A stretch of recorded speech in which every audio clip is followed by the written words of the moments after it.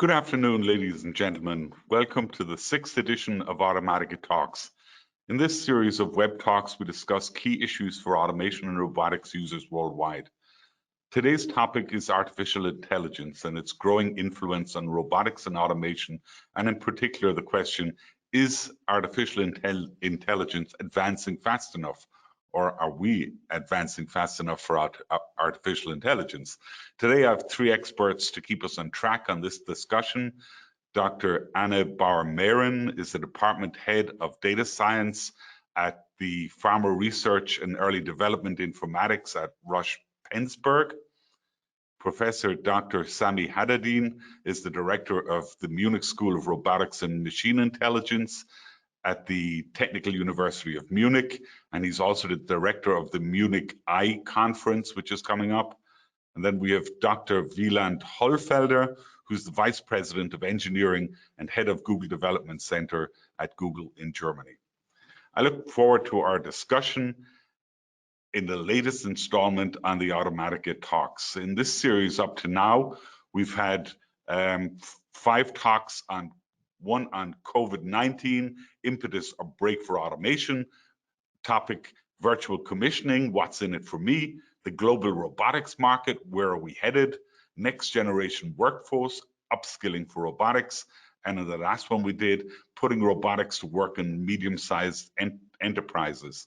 If you're interested in any of these topics, scoot over to the Automatic Group website and see what we've discovered to date.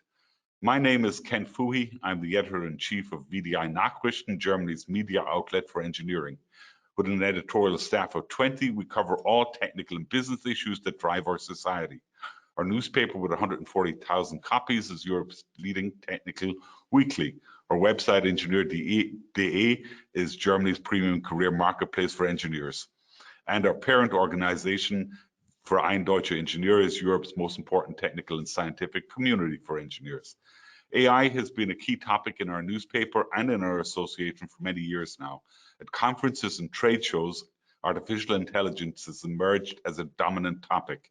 And yes, we would have liked to explore these topics in person with you in Munich this June, but the pandemic has come between us and that wish, and that will not now be possible. But we are looking forward to having face-to-face events in the future, hopefully later this year.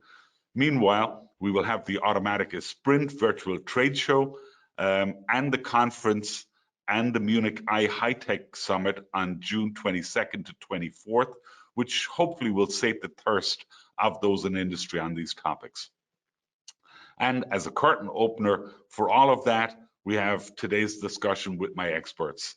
But this is supposed to be an interactive format. This is not you sit back and listen to us talking. You're also supposed to take part.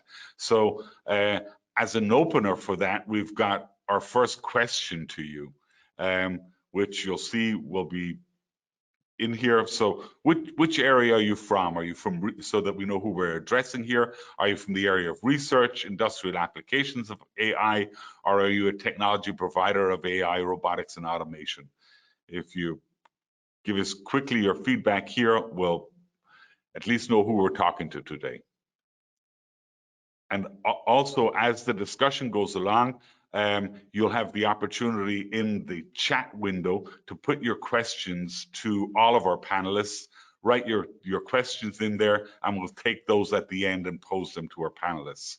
So please participate in the event today. Okay, Mr. Parisel, what do we have? Oh, it's a fairly well-balanced group today. Almost 1/3, 1/3, 1/3. So that's good that we've got a well-balanced group to talk about our discussion today. So how we're going to do this is that we'll have a presentation from Professor Haddadin and 2 short statements from our other panelists, and then we'll get into the, like I said, into the panel discussion. So without further ado, I'll turn it over to Professor Haddadin, who will talk to you on his topic, and then we'll come to the other 2 panelists.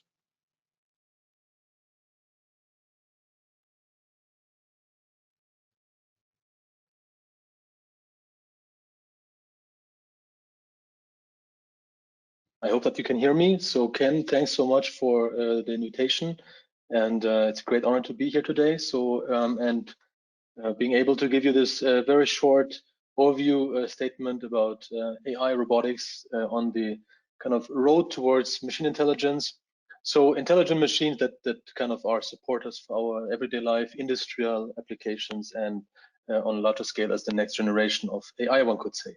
So I think what is kind of interesting generally is obviously that we are indeed using lots of AI products, and later on we're going to have Anna and Wieland also giving their perspective on things, and I think they're going to have a lot of kind of perspective from the data science view. And I think what is, however, clear that in our everyday life, such as using search engines, or especially in the pandemics, ordering our food and things for the everyday life, but also the everyday assistance via Siri's, Cortana's, Alexa's, and Google's.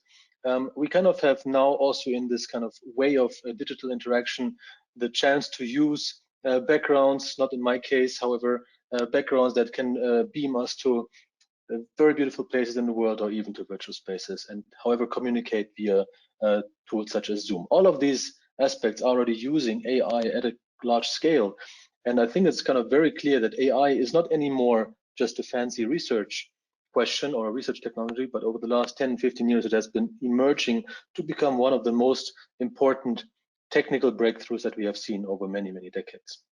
And I think what is kind of clear is that this first wave of AI, pretty much software driven, is in particular an AI without a body mostly. So it's a disembodied AI that is consisting of a data receiver and sender that receives data, sends it to an algorithm, does the computation, and then sends back to the communication unit the information that is supposed to be displayed in a request response answer. And the examples I just gave you are very kind of classical for this type of AI. So speech interaction, for example, and using cloud AI systems to then analyze what we have been saying and then responding in the sequential process that we all know from our everyday lives nowadays. However, if we now come closer to the topics of automatica, towards robotics, towards embodiment systems or embodied systems in general, then I think we're kind of clearly entering the new phase of AI that kind of bridges again back from the digital world towards the physical world, and in particular with machines that are interacting with the environment. So they are sensory motor bodies, one could say, that via action and reaction consisting of data and energy via the sensory motor body interact with the world.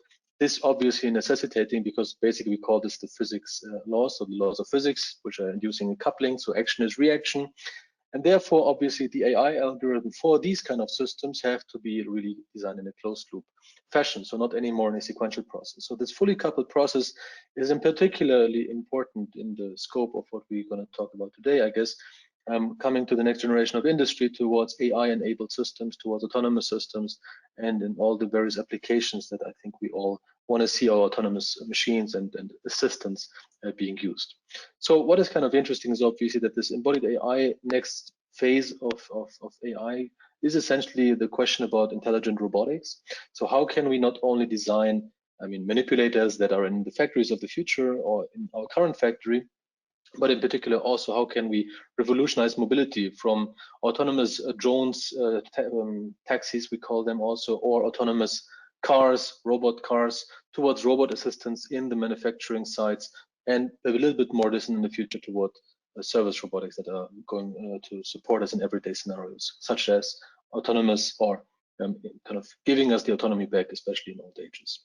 I think it's very clear that also in days of pandemics, it's very clear that AI and robotics are kind of a potential chance to really have a big impact also in discovery on drugs. But I'm sure that Anna is going to talk much more about that, so I will leave that out for my introductory part. So what is kind of very interesting, that automatica, that is one of the largest and most renowned fairs in robotics and automation, is in Munich, and AI and robotics has a long-standing tradition in Munich, which I think is extremely important, that this ecosystem has been over the last years forming more and more, not only on the research, but also on the translational side, and obviously in the industrial side. So the long tradition has in research been leading towards the first dynamically walking humanoid in Europe. We have seen the first space robots that have been remotely controlled, also with partly AI algorithms on ground to remotely control systems in the space shuttles. Was Ritzinger, one of the originators of Automatica, was the key figure here. And obviously, we all know that the first autonomous cars have been originating in Munich and surrounding, and drove back then in the 80s and 90s towards Odense in Denmark, 90% autonomous. At the same time, I think it's extremely important also in this industrial AI context and with the bridging of robotics and AI that also some of the most important neural networks, deep learning techniques have been developed when Professor Schmidhuber and Sepp Hochreiter were still at TUM developing the so-called LSTM neural networks, kind of a very well-known technology that we use for speech analysis or time series data machine learning. So I think it's very clear that this kind of bridging of systems and technology has a very long-standing tradition, and over the last years we have latest additions, the tactile robots that are able to be data efficient, resource aware machine intelligence that are kind of the next generation in robotics, where we have interactive systems with a sense of touch that can really be taken by the hand like little kids. They are safe in the interaction with the humans, and in particular they can automate processes that so far could not be automated in interaction with humans, but in particular with the sense of touch, the assembly processes that we all want to automate, and where even factory workers are now able to program and use these robots in everyday manufacturing sites. However, I think now we are really at the urge of bridging towards interaction, towards learning. So how do we compare to kind of the skills of little kids with the learning of quite complex sensory motor skills, such as the key into the hole, so the peg in hole, the assembly problem, one could say, can be learned in a matter of minutes. So how do we kind of compete in such terms with this 4-year-old kid? So if we see that this robot with this humanoid assembly is basically kind of a 1-week-old robot that is not 4 years old, has not all that motorics, but within a matter of several minutes, he's able to insert the key into the hole, open the door. So we seem to be coming closer in the sense of embodied AI algorithms towards human level intelligence. Important to notice is that these systems are not only kind of used for kind of inserting keys into the holes, but in particular also algorithms that can embody physical knowledge into the algorithms, and with this also kind of beat standard deep learning systems that so far were not successful or to a large extent in the assembly processes of the world. So this kind of brings me to the last part of my introductory statement. So with this bridging towards the next generation of embodied AI, also in Bayern, there's been lots of work now and lots of political support, the so-called high-tech agenda, to really push the next generation of AI forward and really bridge from the digital space to the cyber physical space, and have robots that within a matter of seconds are able to learn motoric skills and use physical knowledge, use machine intelligence to really have embodied AI algorithms and not simply transfer standard data science-based algorithms towards these machines, because obviously we all know there has to be a tight interaction between engineering and computer science. And this is a chance that has been taken in Bavaria. As many of you know, Minister President Söder has been announcing his high-tech agenda of 2 billion euros and then extending it over the pandemics by another almost 1 billion. So in total, almost 3 billion of high-tech across various disciplines, with AI being at the core, and building up an AI district over the entire AI network of Bavaria. This is one of the largest initiatives across Europe. And I think what is extremely important is that we have an entire AI network across Bavaria. So it's not only Munich, it's also all the other sites. We have lots of research centers across the entire free state of Bavaria. So we are building now this AI district, Bavaria. And the idea is obviously that Munich is at the center, but we have nodes in Würzburg, Ingolstadt, Erlangen, and so on. And then also one of the core things that has been done was this 100 AI professorships that are currently being scouted towards Bavaria. Many of them are already starting, and also large-scale initiatives bridging the gap between industry and academia to really bring forward some of the great challenges in manufacturing, in industry, and one of them being the KI Fabrik Bayern. The idea is to build a reconfigured production as a service facility where embodied AI systems essentially reconfigure according to the product requirements, and then are really able to be a smart service that can go down to lot size 1, even for more complex systems to be built. What is kind of important also for the Bavarian ecosystem is that it's not only about research in large-scale industry, but it's also a lot of deep tech startups that are very successful in Bavaria and around Munich, and that are very important as an ecosystem driver, and also for universities like TUM and initiatives like Unternehmertum to really drive the deep tech startups out, to have their innovation also around Munich and be able to build on that pretty good, I think, basis towards this embodied AI revolution. I think as a last part I want to bring with you, another aspect is that I think what is great about the ecosystem in Munich and Bavaria, and I think this is kind of similar to for other states as well, but maybe not on that kind of level in Germany, I think is extremely this kind of global player perspective. So we have great global players, German global players such as Siemens, BMW, Linde, Airbus, and so on, but also some of the most renowned companies like Roche, Anna's going to talk soon, Google, Wieland is with us today, IBM, Facebook, Huawei, and others. And recently in Handelsblatt, there was a very nice article acknowledging this kind of combination of startups and tech giants in Munich. And I think this is a very unique opportunity to build this next generation of embodied AI. Another aspect that I just wanted to bring to you today is that we were actually appointed by the Bavarian government, an AI council, in which we are now combining universities, national labs, and economics, so industry, to come together, be a council to the Bavarian government, and really be of advice for the strategic developments over the next years to come in the AI revolution. And it's my great pleasure that Anna Bauer-Mehren from Roche and Wieland Holfelder, who are giving me also the pleasure to work together in the AI Council, are today with us. And with this, I would like to say thank you and hand over to my colleagues. Thanks a lot. Thank you, Professor Haddadin. I really look forward to getting into the details of some of what you presented there, especially the little 4-year-old trying to get the key in the door. That reminds me of myself some evenings when I come home quite late. I'd much prefer to say, hey, Google, open the door, than try to get the key in. That might be possible too. Absolutely. Which is quite a good segue to our next impulse speaker, Wieland Holfelder, who is Vice President of Engineering and Head of Google Development Center at Google here in Germany. Thank you, Ken. Yes, my pleasure. Yeah, thank you, Ken. Good segue. And I hear you. We're working on that. I actually already have that implemented with Hey Google, open my door, and it works with my garage, with my front door, and also with the gate. So it's possible, and this is standard technology as of today. So we're quite far. So if you ask the question, is that AI advancing fast enough? It of course very much depends on who you ask, right? And I think if you look at research, AI is advancing very fast, also in Germany. We have some of the best AI research worldwide here in Germany. Sami is a great example, and many of the early successes in AI, as he pointed out, came out of Germany. And also the investment that we see in AI research, particularly in Bavaria with the high-tech agenda, is pretty remarkable. So I'm actually not concerned about the state of AI and research in Germany necessarily. I mean, it's always something where you can compare yourself to China, you can compare yourself to the US, but you know, in and by itself, I think AI research in Germany is doing well. I'm also on the board of the German Research Center of Artificial Intelligence, and you know, I've seen this center doing really well in the past years. So again, I think this is actually an area I'm less concerned.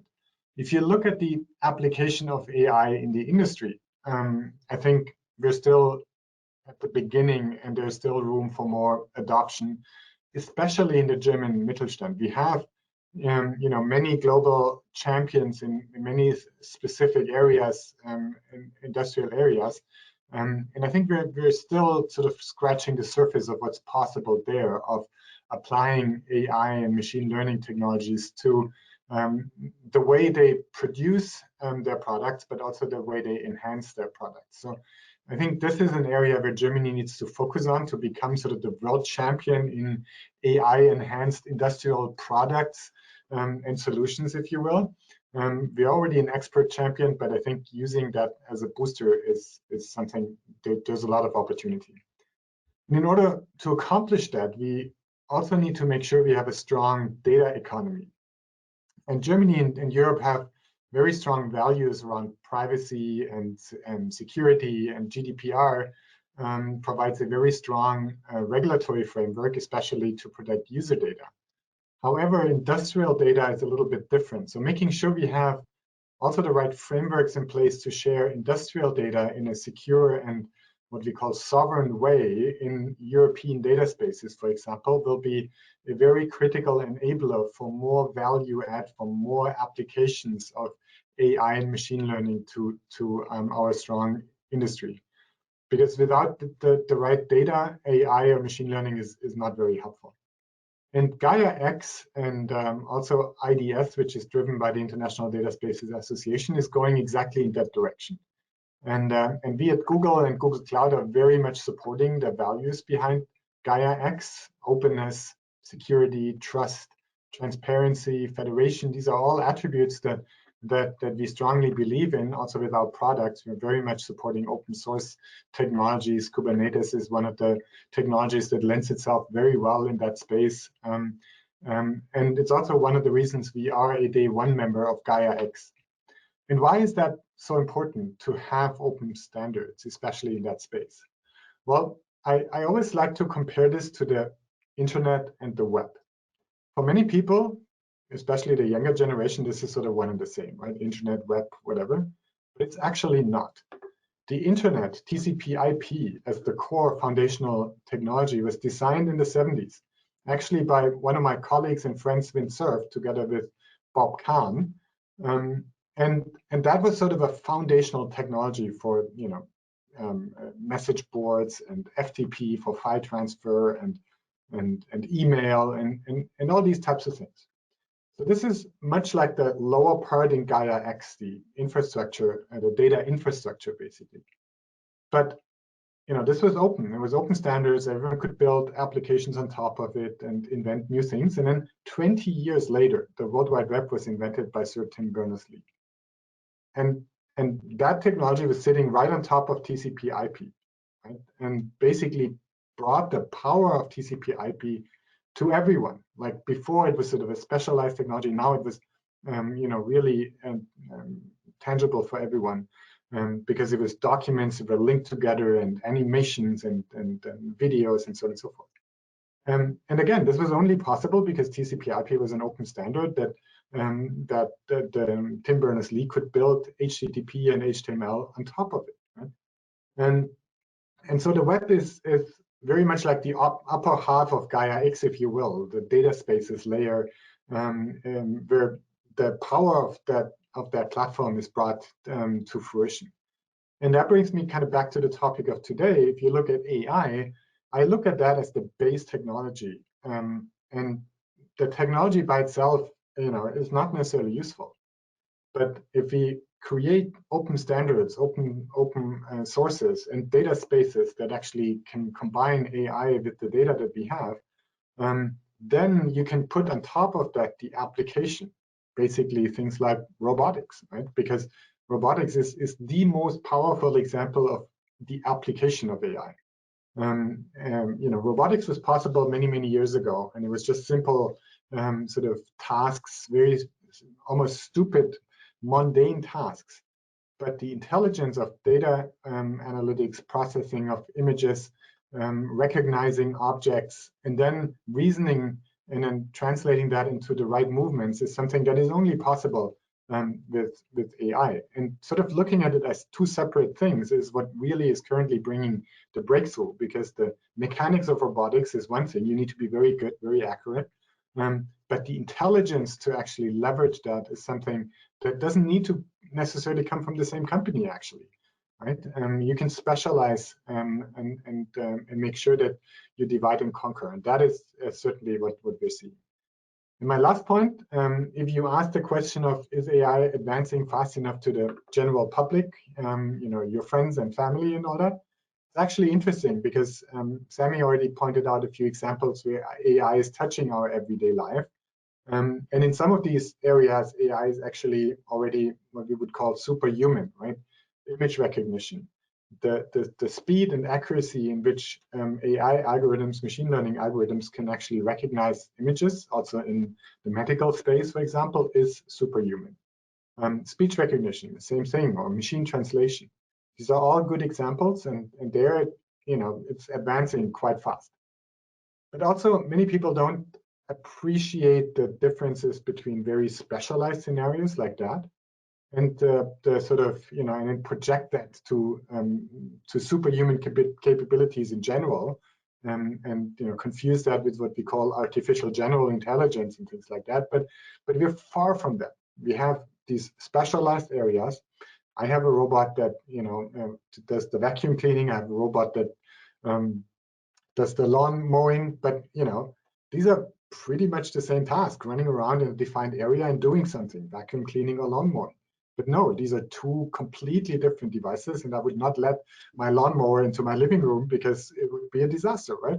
So these are really single task devices, and they're getting better and better in that single task. But we're far away from having more general purpose kind of robots, and there's lots of research in that area.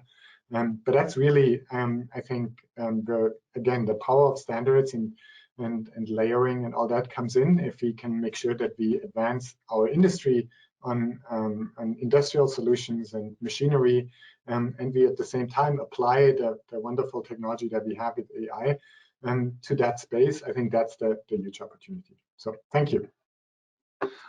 I really look forward to getting into the discussion on these topics here. AI is TCP/IP, and how far Gaia X will be HTML or HTTP. That'll be an interesting topic to get into in the discussion. But I want to bring in our third impulse giver here. Anna, if you would take over from where Sami built you up and said how AI is going to really revolutionize and accelerate drug development. Yeah, sure. Thanks, Ken. Thanks for having me here today. It's a great pleasure. And yeah, it's all about AI. And my role is probably to talk about AI in healthcare or in drug development mostly. And I think there is, of course, huge opportunities with AI also in healthcare. It's really enormous, right? And I think we are really pretty much at the beginning only. So there is really a huge space of opportunities that we still have to go into. And I think, what can you do with AI in medicine, basically? I mean, you can do several things that we are at Roche also interested in. So you can, for example, get better at diagnosing patients. We do see many great examples, in particular on imaging data, radiology, for example, where you can basically find the right diagnosis for lung cancer patients, because the AI can actually detect these lesions on these images very nicely and very precisely, right? So that's, of course, one thing in the diagnosis space. We also see AI being applied, for example, in the molecular diagnosis of tumor, where you basically look at the genomic profile of a specific tumor and can even use this information not only to diagnose, but then also to make treatment suggestions or combination treatment suggestions. So that are areas of AI where really the patient already today benefits from these applications. Then we have of course many examples of AI in the drug development, where we basically try to use AI to learn from data, often from patient data, which we then can again apply in our drug development. So for example, we want to understand why certain patients respond to therapies while others do not. Again, an example from cancer. We are now in the area of so-called cancer immunotherapy. Basically, that means that we are trying to use the body's immune system to fight the cancer, and we are developing drugs in that space. But then many of these patients unfortunately develop resistances, and we need to understand why that is. So we actually, in order to develop more personalized medicine, which is one of our core businesses, we want to really develop medicine where each patient benefits. But in order to do so, we need to understand why we have these differences in these patients. And that's where really AI comes into the game. So if you really want to understand what's going on, you need to characterize a patient's disease, but also the patient itself quite a bit. And for this purpose, you obviously need data, yeah? And that's really different types of data. So I mentioned genomics, where you can basically look at genomic profiles of patients, of tumors, etc. You can look at images. I mentioned radiology. There are other types of images. For example, you can take a biopsy of a tumor and then do a digital pathology imaging. You can also think of the so-called real-world data. So that is data that are generated in the normal setup where patient is basically going through the healthcare system. So for example, in the hospital, some of you might have heard of the electronic patient record that we now also having in Germany since beginning of this year. So that's of course a big step forward to drive digitalization in Germany. And ultimately what you have to do is you have to bring all these different data types together, and then you can apply AI on top to really understand why you see these differences in patients, and then take this information back and really work on better methods, on better therapies, better treatments. And that's really what we do, and that's what I believe is where AI has a lot of potential, but I would say we're not there yet. And let me tell you why that is. One of the reasons is we don't really share data enough, and I think we heard that also from Wieland earlier. We need to really work on these data standards. We need to work on a common infrastructure to share data. Gaia X was mentioned. Obviously, that are great ideas. It's all going in the right direction.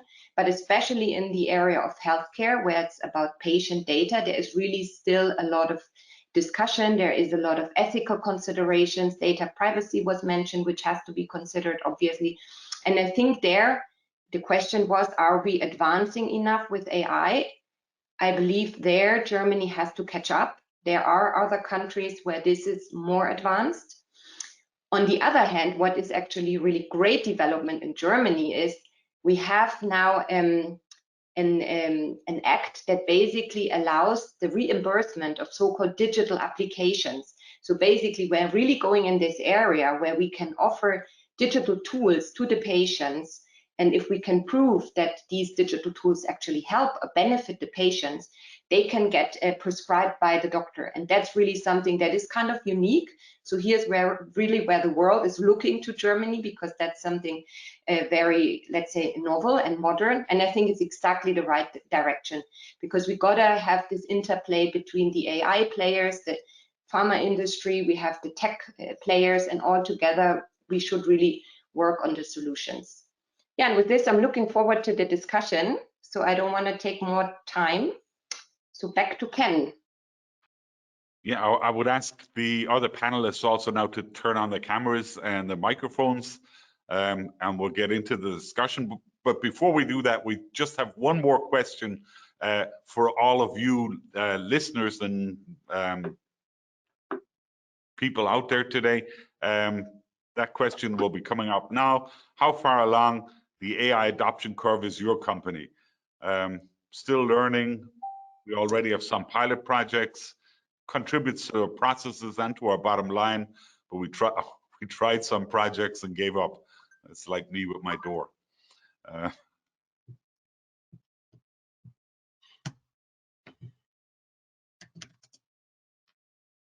Okay, and as we get into the discussion, put your questions to the panelists in the chat window, and we'll get to those one by one.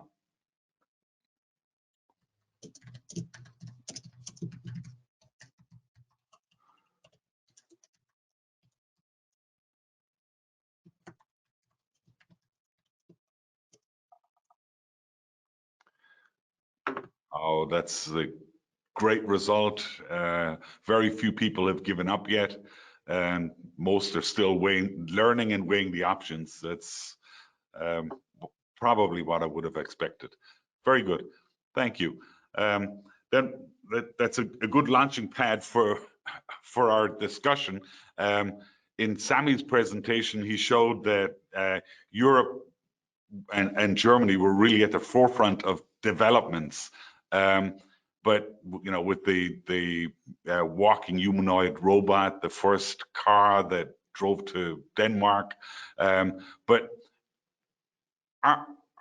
is Europe and Germany really living up to its claim to be a global leader in artificial intelligence? Give me your opinions. Well, the question is that the goal, or is that the right goal, right? So I would argue that, as I said earlier in my opening statement, that we should be the world champion in application of AI, and driving purpose and making use of that technology. But we don't necessarily need to be the leader in AI. That's very hard to define anyway, right? So, but as you saw with the question that we just posted, right, that shows exactly the opportunity. Yeah. And I think that's what Germany needs to focus on, because we have particular strengths that are much harder to replicate than trying to catch up in the AI research era or just doing core AI. But applying the strengths that we have in the German industry, in the German economy, and combining that with the data that we have, the sensors and everything, and then creating products that are superior out of that and exporting them, I think is a huge opportunity. And I mean, Anna mentioned it as well, and she can add to that from a medical perspective. I can't wait for the breakthroughs that we can see on that side. Yeah, I mean, I can maybe add, I would fully agree, right? It's about how do we apply AI? What do we want to use it for, right? And I think in healthcare, I think there's actually really a huge opportunity, because we have these data privacy laws, for example, in place. So actually we try to really be careful in how we use the data, how we share data. And I think that's actually a chance, right? Because if you can, in these setup, you can really create this ecosystem to build these digital solutions that benefit patients, for example, by having a secure data sharing, allowing research to be done on data from patients, for example. That's huge, right? Because I know that in other countries that might be very different, and that has also some, let's say, dangerous implications. So I would agree, it's really about what do we want to do, and then it's about a good way of doing it, let's say. So I would say it's huge opportunities, but as I said also, it's a little bit slow in my view. We could speed up more. We're certainly going to get to the application development side of things in a few seconds, but does that mean, maybe Sami can answer this, does that mean that we're going to let others develop the algorithms and we're just going to apply them? Well, I'm not so sure this is the right answer, to be frank. I think we have a not only great legacy, but a great tradition that has not stopped in the 90s, right? So we have been pushing basic technology research over decades, and we have great research, great technology development, great talent that has been kind of also going to other places, which is a great thing. But I think we should also make sure that they really stay here. We attract more. And I think it's extremely important that we need to be really pushing a lot in this core technology of our modern ages, right? That would be like saying, let's not go for the internet if it's possible, but let's just wait till it's there and then let's see what to do with it, right? So I think we should be really, really clear on that. The technology and research is at the core of also the German society, and I think in particular for Bavaria, that high tech is something that is really, really at the core of the genetics, DNA, one could say, of the Free State. And I think it's really important to kind of leverage on what we're doing here and what is already there. It's not necessarily about catching up in the things. I mean, now I'm saying something that I have the feeling has been said like for the last 5 years and by everybody, so I'm just repeating it. We don't need to catch up on the, purely data-oriented machine learning algorithms, but we should really try to see what can we do with the things we have already and make this technology leapfrog that is ahead of us and it's coming. And especially industry is a huge playground for German industry and for Europe in general, I think, and in particular also for Bavaria with Munich and Erlangen as the big centers where we have lots of industry and international players. That's one of the points I wanted to kind of stress again. I think it's this magnet, Munich and Bavaria in general, to get lots of talents, to get lots of global players here and really be a melting pot and an ecosystem and also leverage that ecosystem. And I think what I would like to see more, but I think we are on the right, at least gradient, is translation. So more startups, really let them grow, make them successful, and make this part of strategy of politics, which I believe is the case, and there should be even stronger support for that. And let's not stop here. It's not about just igniting it, but doing this over years and decades probably until it's really at the top where we want to be. So many of the things that we have been discussing today are already they're not new, right? In the sense of the awareness has been in technology and research, and also deep tech companies there for many years. But I think now it has been raised to the awareness that it's really a societal matter we're talking about here. So it's about the entire society depends on this technology, and we should really make sure that Germany stays, or is prepared for getting to the next level there. And I believe that machine intelligence is really the way to go. Also, if you think about drug discovery, automation, if you think about the end of the 90s, the decoding of the DNA was a success of automation, not of natural sciences or biology. It was really engineering and cracking the hell out of, number crunching and coupling it with the machinery. So I think that's kind of my point here. And still is, Sami, right? Automation is still huge. We need it everywhere. Absolutely. But I think we all agree that the big opportunity will be the marrying or emergence of AI and the industrial base of Germany, the huge number of what you call here Mittelstand, the SMEs in Germany. And we saw that in our question there. More than half of them are still sitting on the fence trying to see where are the opportunities. They haven't really identified it yet. And maybe if we could make that our mission here today, let's give them some specific examples. How do I take the first, the second, the third step? Then we'll have done a great service to the listeners today. So maybe I'll ask you, where are the application hotbeds in Europe today? Where should people be looking to say, hey, those companies, we can learn from them, we can copy them? Sami said it should be startups, but is that really where it's at?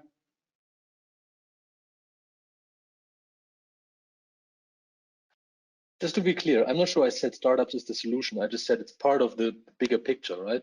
So I think what I'm trying to say, more than just saying startups, it's talent. It's the next generation. It's this fusion of established industry in Germany, which is great. And you talked about the German Mittelstand, which is amazing in many directions, in many dimensions.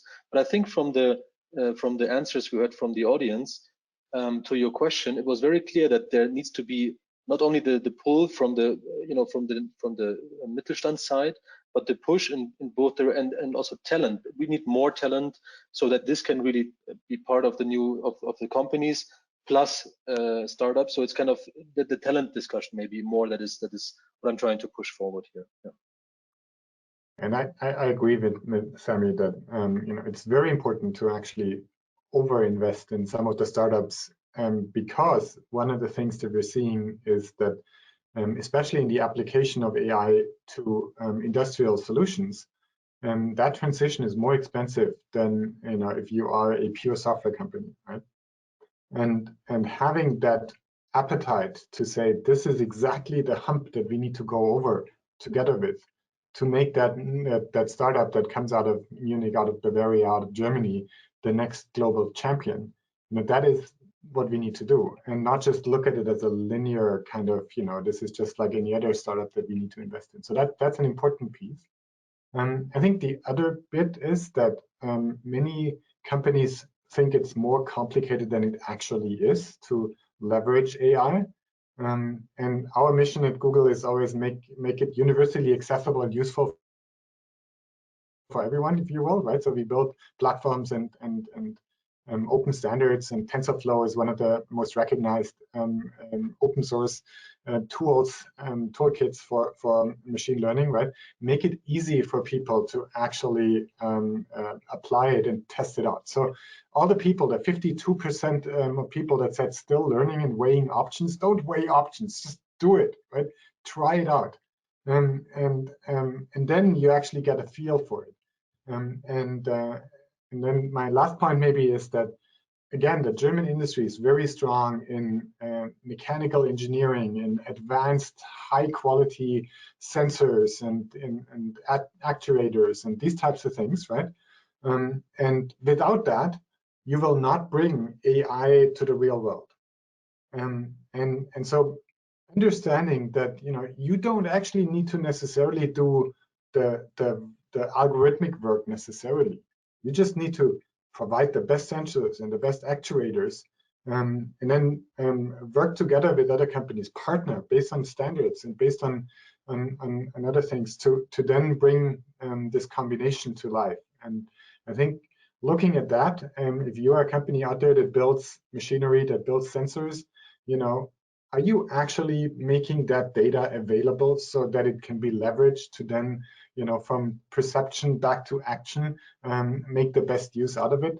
If not, then that is where you need to start, right? Make that data available, and then we can put it into, secure and sovereign data lakes, and then we can build more knowledge on top of it. Then I'm the guy who's making the sensor to actuator. How do I find the partner who's going to enable this for me? Well, I can provide my email address, but no, I mean, again, I think we have these platforms already. Google Cloud is one example, but there's others out there as well, right? Or we have open algorithms and open platforms. So, and there's also platforms to just look at other examples where models have been trained on certain data, not just industrial, but across all the industries. So it is really a very open ecosystem already.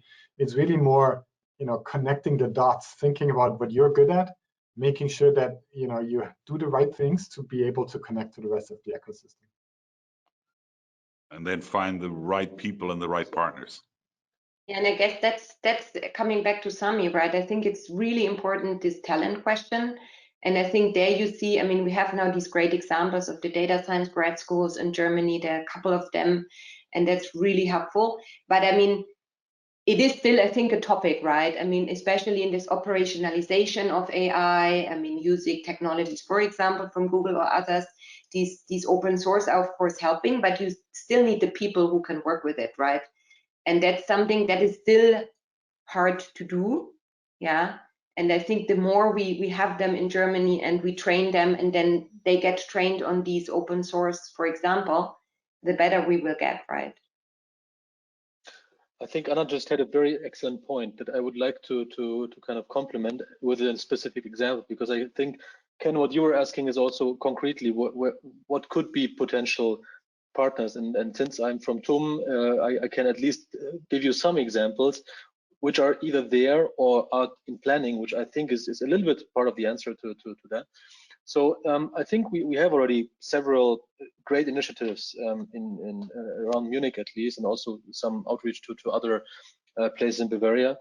So Applied AI initiative, for example, from Unternehmertum is a great initiative that tries to bring AI technology to SMEs. So this is really dedicated for exactly what you were requesting for, at least on that level. And it's one of the largest European kind of startup incubators, tech incubators, and they really have one of the missions in Applied AI to really bring AI technology to SMEs. So that's one example.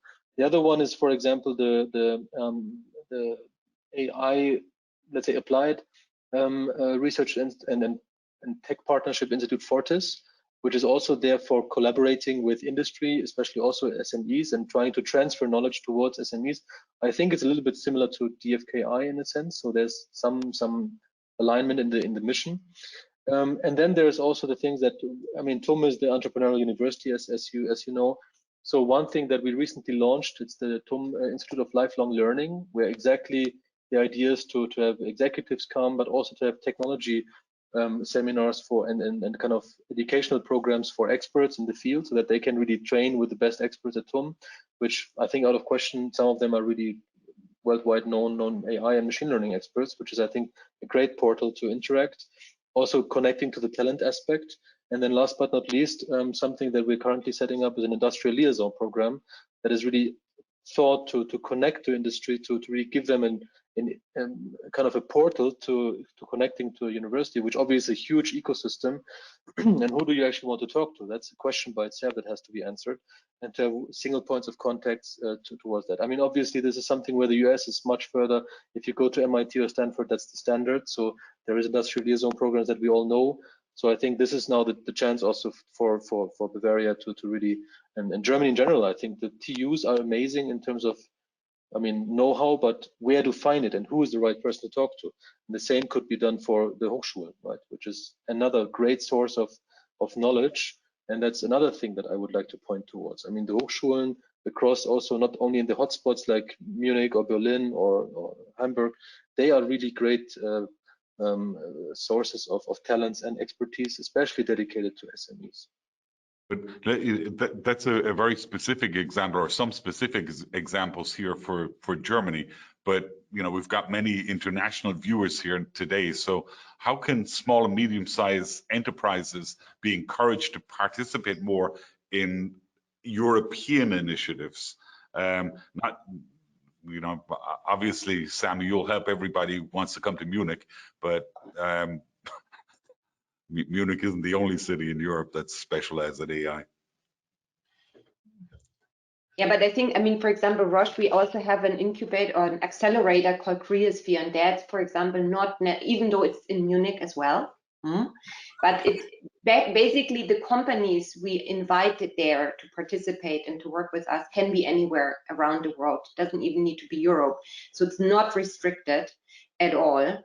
And I think that's important. And maybe just one more point to mention, I think what is maybe happening a little bit later now in Europe, but you mentioned that, Sami, is this building up these partnerships, right? I think we are now bigger industry, big pharma basically, but we really start working more and more with smaller startup or medium size, because this problem of digital solutions in healthcare, for example, it cannot be tackled by one alone. You need the payers, you need the patients, you need the hospitals, you need the pharma, you need the small companies, you need tech, you need robotic. Yeah, I mean, you need basically all these players. And the idea is really that it's becoming more open and more connected, a little bit like maybe where the US is already living that more, let's say. But I think I see these examples now more and more, not only Germany, but also across Europe. Okay, we only have about 5 minutes left, and there are many questions coming in here from the viewers today. So I'd like to pose some of those to you. Try to group them together. Ken, could I just do one comment on the European level? Because I think just one sentence. There is Sami, the first question will be European, so you can probably take that. Will the European regulation on AI hamper the progress and limit opportunities for Germany and Europe rather than pushing it in the right direction? And another question, European regulators seem to believe that you simply have to make sure that AI is trustworthy through lots of regulation to win the AI race. Do you agree? Okay, my part was actually to give the European perspective on who to contact to, and there is something that is called the Digital Innovation Hubs in Europe, and that's an initiative by the European Commission, and I think that's kind of the European level of what I was describing just as an example, just to have this word out so that people know that this is something that they could contact to, and they are distributed all across Europe. So that's one thing. And the second question, since we only have 5 minutes and we have these great colleagues of mine here as well, I would love to hear what they have to say, because I think they have a much more in-depth perspective on that. So regulated to debt and we'll win the race. You can't really before that. I don't think so. I mean, if you just one sentence on that, because I think we need to get to the more important topic, how can we actually make progress? So if you look at GDPR, we have the same concerns, right? That we will be regulated to death. It's actually a good thing. There's, of course, the devil is in the details and all that, but overall, I think this is actually has been a positive development for Europe. And if you look at the rest of the world, they look at GDPR as sort of the gold standard for user privacy. Now, if we accomplish the same thing with things like Gaia X and IDS, then I think we actually have the opportunity to, again, set the gold standard also in the industry and to then advance the technology. Germany has a long record in tool building. Shouldn't we use AI to enhance our know-how that we have already? Shouldn't we find new apps and use cases to make our economy future-proof, to make its way through disruption, rather than trying to reinvent the wheel? Yes. Good answer. How can we get better socialization for AI, especially in Germany? Actually, I think the pandemic helped a little bit, right? I mean, people are now much more talking about it, but honestly, I think we need to invest there more. Explain what it means. I mean, that's why I also go to things like here. You know, I want to explain what can we do with AI, especially on in this healthcare sector. And I think it's all about really explaining, being transparent. Yeah. And I'm concerned about that, Ken, to be honest. I think this is an area where we need to invest more, make the technology more friendly for the general population, more digestible. And it starts by our educational system. And I'm really concerned that we actually have not used the pandemic to get to a breakthrough in digital education. And my huge concern is that this is actually our biggest threat, the sort of sleeping giant that, you know, we're doing okay right now, but the next generation that actually will need to be experts in that field to carry on the torch will not have the right tools, and other countries are advancing faster, and that is a big, big threat. So if there's one thing to take away from the educational sector here is we need to improve. And if there's one thing that I can leave with the industrial partners and audience, get your employees training. Applied AI, even though it was started in Munich, is available everywhere in Germany. You know, send your employees to training classes and workshops with Applied AI, or go to Kaggle, our data platform. Look at sort of some of the scenarios you find at Kaggle and see whether that triggers some ideas that may actually resonate with your industry. And then you have examples, open source examples on how to get started. If I may also say one thing there, because I think that's a topic that I'm extremely active in. And I cannot underline more what have been said by Wieland and Anna. So I think that socialization of AI, as generally science, technology, and future, has to be much, much more again in our society. We need to make sure that the thought leadership is something you want to kind of embrace. We should make sure that our kids are inspired by science and technology. AI just being one of these technologies, a very important one, out of question. But I think we're kind of, carrying owls to Athens. Is this something you can say in English? I'm not sure. In German, you can say it. So this is the audience. You know, we are all Catholic already, right? Exactly. So we are all Catholic already in a way, right? So, but I think my point is, it's much more. How do we bring this to a broader society? And we need to really make sure that our society understands, why do we need AI? How does it help me as a person, as an individual, as a citizen, right? Why should I kind of, stimulate my kids to become a trained AI expert? Why is this something you want to become? And something that I've been initiating 5 years ago, is a foundation that is a non-profit. It's called Robotics Foundation, and the idea was essentially not to have digital natives, because I'm obviously, at least officially, I'm almost a digital native. Anna, for sure. I think 1 or 2 years is still missing on my side. Wieland, I'm not sure, but I think philosophically for sure. But the big mission that I wanted to bring forward, and that's obviously only with these small resources a little professor in Germany has, is to build a foundation that really brings robotic and AI education to schools, to vocational schools, to the non-experts, to all the people, and have kids being trained not in toy robots. I mean, I had access to a PC when I was a kid, not a toy PC. Why should they not embrace and understand this kind of technology? And we should really, I mean, there is nothing you can do wrong here, right? That's just get this inspiration to people. When I was 6, I went to Deutsche Museum, and I still remember it as it was yesterday, and I was inspired. And why do we not work on inspiring our kids much more with the future? That, I mean, they are the ones who built it, right? Hey, Sami, the time is up. That's probably the best ending I could put on this. Teach your kids, teach your staff, be open-minded, and will prosper and thrive. Thank you to all of the participants and to the organizers from VDMA and Messe Munich. In particular, I'd like to thank Patrick Schwarzkopf from VDMA and Anja Schneider from Messe Munich, who've put this series together. They've done a lot of work in the background. I look forward to seeing you all in Munich soon. Stay safe and stay interested. Thank you very much.